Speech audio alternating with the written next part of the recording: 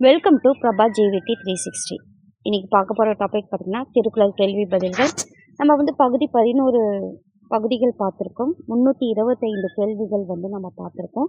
இந்த வீடியோவில் 326லேருந்து 350 வரைக்கும் நம்ம திருக்குறள் கேள்வி பதில்கள் பார்க்கலாம். இதோட பிளேலிஸ்ட் கொடுத்துருக்கேன், பாருங்கள். வாங்க வீடியோக்குள்ளே போகலாம். எப்பொழுது தாம் பெற்றுள்ள அறிவால் எந்த பயனும் இல்லை, பிற உயிரின் துன்பத்தை தமது துன்பம் போல் கருதாவிட்டால் தாம் பெற்றுள்ள அறிவால் எந்த பயனும் இல்லை. அதாவது மற்ற உயிர் எந்த உயிராக இருந்தாலும் அது துன்பம் படுது இல்லையா, அந்த துன்பம் தன்னோட துன்பம் மாதிரி கருதாவிட்டா நாம் பெற்றிருக்க அறிவால் எந்த ஒரு பயனும் கிடையாது அப்படின்னு இருக்காங்க. 327 யாருக்கும் சிறிதளவு கூட செய்யக்கூடாததை கூடாததாக வள்ளுவர் கூறுவது.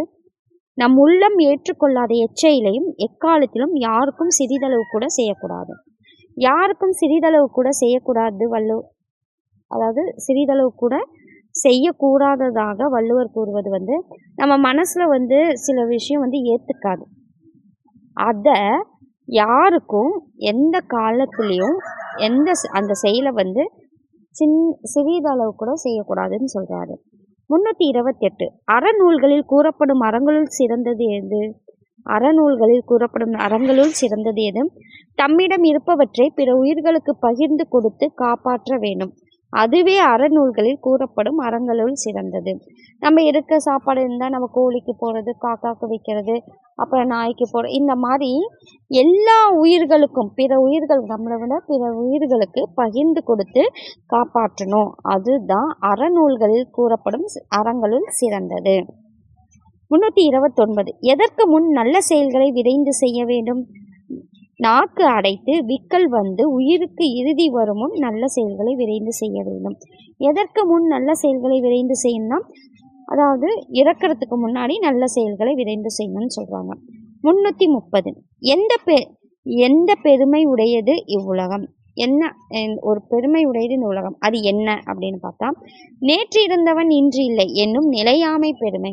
அதாவது எதுவுமே நிலையாமை, நேற்று இருக்கிறவன் இன்னைக்கு இருக்கிறவன் நாளைக்கு இருக்க மாட்டான். இந்த மாதிரி இந்த நிலையாமை உள்ளது இந்த உலகம் இந்த நிலையாமைங்கிற விஷயத்தை கொண்டதுங்கிறாங்க. 331 யாருடைய எண்ணங்கள் கோடி அல்ல இன்னும் அதிகம். யாருடைய எண்ணங்கள் கோடி கிடையாது, இன்னும் அதிகமாக ஒரு பொழுது கூட வாழ்வின் தன்மையை சிந்திக்காதவர்கள். வாழ்வோட தன்மையை சிந்திக்காதவங்க நிறைய பேர் இருக்காங்க அப்படிங்கிறாங்க. அடுத்தது 332 எந்த பொருட்களால் அவன் துன்பம் அடைவதில்லை? ஒருவன் எந்த பொருளால் அவன் துன்பம் அடைவதில்லைனா, ஒருவருக்கு எந்த பொருட்களிடம் இருந்து பற்று நீங்கியவனாக இருக்கின்றானோ அந்த பொருட்களால் அவன் துன்பம். எது மேலே ஒரு பற்று இருக்கக்கூடாது. அப்படி பற்று இல்லாமல் இருந்தால் அந்த பொருளால் அவங்களுக்கு துன்பம் கிடையாதுன்னு சொல்கிறாங்க.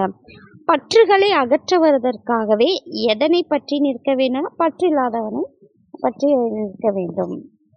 எது அறிவு அப்படின்னா, எந்த பொருள் எந்த இயல்பினதாக தோன்றினாலும் அந்த பொருளின் உண்மை பொருளை காண்பது. எது அறிவுனா, எந்த பொருள் எந்த தன்மையாக இருந்தாலும் சரி, அதோட உண்மை பொருளை அறிவது தான் காண்பது தான் அறிவு. 335 எது அழிந்தால் அவற்றுள் வரும் துன்பமும் அழியும்? ஆசை, சினம், அறியாமை.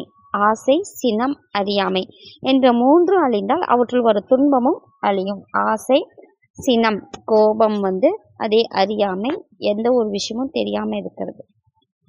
அடுத்தது 336 எப்பொழுது இன்பம் இடைவிடாமல் வரும்?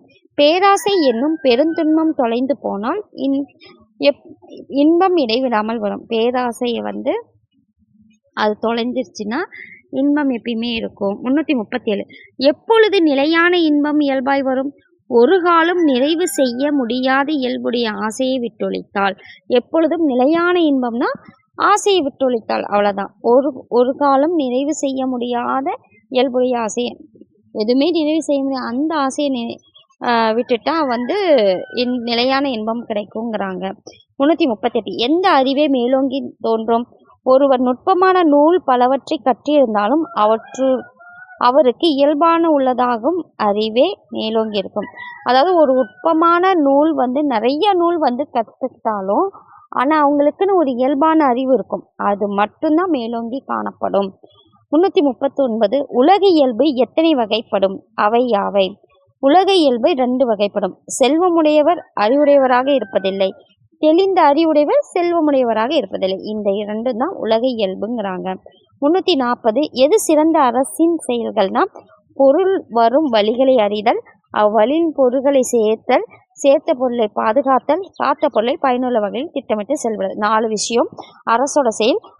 பொருள் வந்து எந்தெந்த வழியில் வரும்னு நம்ம யோசிக்கணும், யோசித்து அந்த பொருளை வந்து சேகரிக்கணும், சேர்த்த பொருளை வந்து பாதுகாக்கணும், பார்த்த பொருளை பயனுள்ள வகையில் திட்டமிட்டு செயல்படணும்.